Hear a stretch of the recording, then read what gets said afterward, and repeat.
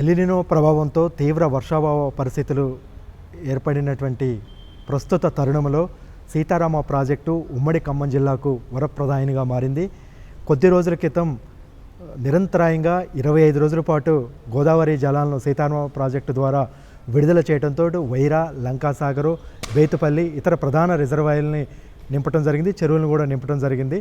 దీని ద్వారా వచ్చే కొద్ది కాలం పాటు తాగునీటి అవసరాలకు ఇబ్బందులు లేకుండా గోదావరి జలాలను సీతారామ ప్రాజెక్టు ద్వారా జిల్లాలో ఉన్నటువంటి ప్రధానమైనటువంటి చెరువులు, రిజర్వాయర్లను నింపడం జరిగింది. అయితే అనుకున్న స్థాయిలో వర్షాలు లేకపోవడంతో ముఖ్యంగా ఖమ్మం జిల్లా మొత్తం కూడా చివరి ఆయకట్టు నాగార్జున సాగర్ జలాల మీదే ఆధారపడింది కాబట్టి సాగర్ ఆయకట్టు ఎక్కువగా ఉంటుంది.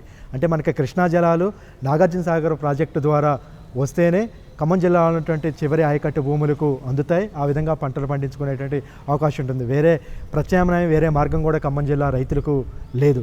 కానీ ఈ ఏడాది నుంచి మనం గత 25 రోజులు నిరంతరాయంగా కూడా గోదావరి జలాలను సీతారామ ప్రాజెక్టు ద్వారా విడుదల చేయడంతో తాగునీటి అవసరాలకైతే ప్రస్తుతానికి ఆ విధంగా నిల్వ చేసుకున్నటువంటి పరిస్థితి. అయితే సాగర్ ఆయకట్టు కింద ఉన్నటువంటి భూములు ఏదైతే ఉన్నాయో వాటికి ఇప్పుడు కొంతమంది ఆల్రెడీ పంటలు వేసుకున్నటువంటి నేపథ్యంలో ప్రభుత్వం రైతులు వినతి మేరకు మరొకసారి గోదావరి జలాలను విడుదల చేసి సాగర్ ఆయకట్టుకు ఇవ్వాలనేది నిర్ణయం తీసుకున్నారు. ఈ మేరకు జిల్లా మంత్రి తుమ్మల నాగేశ్వరరావు, ఇరిగేషన్ మంత్రి ఉత్తమ్ కుమార్ రెడ్డితో చర్చలు జరిపారు. చర్చలు జరిపిన అనంతరం ఈరోజు ఇరిగేషన్ శాఖ మంత్రి అనుమతితో ఈరోజు భద్రాద్రి కొత్తగూడెం జిల్లా అశ్వాపురం మండలం బీజీ కొత్తూరు వద్ద ఉన్నటువంటి మొదటి పంప్ హౌజ్ను ఆన్ చేసి గోదావరి జలాలను విడుదల చేయడం జరిగింది. అక్కడి నుంచి రెండో పంప్ హౌజ్ వరకు, మూడో పంప్ హౌజ్ అంటే ఇప్పుడు ప్రస్తుతం సీతారామ ప్రాజెక్టులో 3 పంప్ హౌజులు నిర్మాణం పూర్తయింది. ప్రధాన కాలువ కాంగ్రెస్ ప్రభుత్వం వచ్చిన తర్వాత ఏదైతే ఏన్కూరు రాజీవ్ లింక్ కెనాల్ పేరు పెట్టారో దాదాపుగా సుమారు 10 కిలోమీటర్ల మేర లింక్ కెనాల్ను కూడా నిర్మించడం జరిగింది. దాని ద్వారా కృష్ణా ఇటు గోదావరిని అనుసంధానం చేసేలా ఈ రాజీవ్ లింక్ కెనాల్ని అయితే ఏర్పాటు చేసింది. దాని ద్వారా రాజీవ్ లింక్ కెనాల్ ద్వారా ఇటు వైరా రిజర్వాయర్ కానీ సాగర్ ఆయకట్టుకు కూడా నీళ్లు ఇవ్వటం జరుగుతుంది. 25 రోజుల పాటు నిరంతరాయంగా ఇప్పటికే ఇవ్వటం జరిగింది.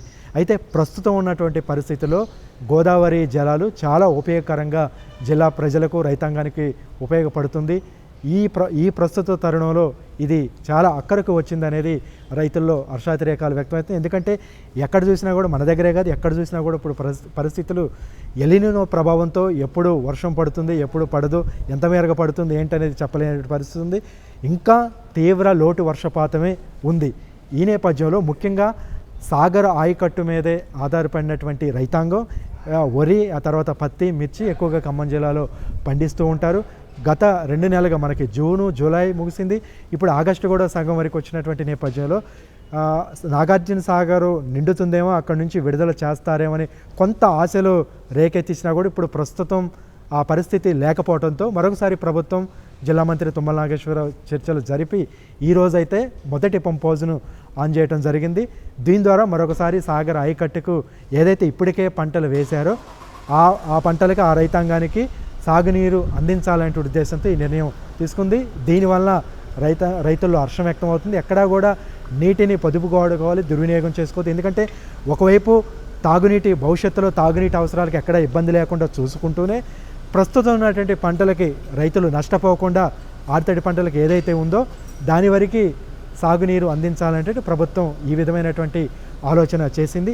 ఏది ఏమైనప్పటికీ మనం చెప్పుకోవాల్సింది ఏంటంటే ప్రస్తుతం ఉన్నటువంటి పరిస్థితుల్లో, ఎందుకంటే మనకి గోదావరి చెంతనే ఉన్న ఉమ్మడి ఖమ్మం జిల్లాలో గోదావరి చెంతనే పారుతున్న ఆ నీటిని అనేక వేల క్యూసెక్ల టీఎంసీల నీరు దిగువకు పోతూ సముద్రంలో కలుస్తూ వృధాగా కలుస్తున్న వాటిని వడిసి పట్టుకొని సద్వినియోగం చేసుకోలేని పరిస్థితి ఇప్పటి వరకు ఉంది. కాబట్టి ఆ గోదావరి నీటిని సద్వినియోగం చేసుకునేటువంటి భాగంలో సీతారామ ప్రాజెక్టుని అయితే నిర్మించడం జరిగింది. దాని ద్వారా ఇప్పుడు ఈ గోదావరి జలాలను ఉమ్మడి ఖమ్మం జిల్లా వ్యాప్తంగా కూడా దాదాపుగా సాధ్యమైనంత మేర అన్ని నియోజకవర్గాలకు కూడా అందించాలనేటువంటిది ప్రభుత్వ లక్ష్యంగా ఉంది. ప్రస్తుతం అయితే అయిపోయినటువంటి పనులకి, ఎందుకంటే ఇంకా కొన్ని చోట్ల భూసేకరణ చేయాల్సి ఉంది, 4వ పంప్ హౌజ్ నిర్మాణం చేయాలి, కొన్ని చోట్ల పెండింగ్ పనులు ఉన్నాయి. ఒకవైపు వాటి మీద దృష్టి పెడుతూనే నిధులు సమీకరిస్తూనే మరోవైపు ఎంత మేరకు పూర్తయిందో వాటి ద్వారా రాజీవ్ లింక్ కెనాలు 3 పంప్ హౌజులను వినియోగించుకొని ప్రస్తుతం అయితే గోదావరి నీటిని విడుదల చేస్తున్నారు.